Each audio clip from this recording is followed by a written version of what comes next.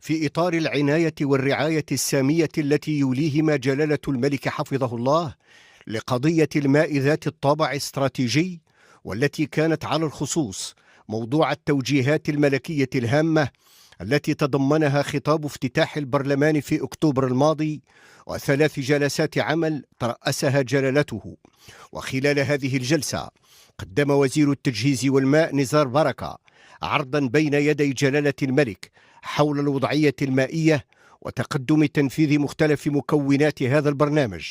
وهكذا تماشيا مع التعليمات الملكية السامية الرامية إلى تسريع وتيرة هذا البرنامج وتحيين محتوياته، تم تخصيص اعتمادات إضافية هامة بما يمكن من رفع ميزانيته الإجمالية إلى 143 مليار درهم.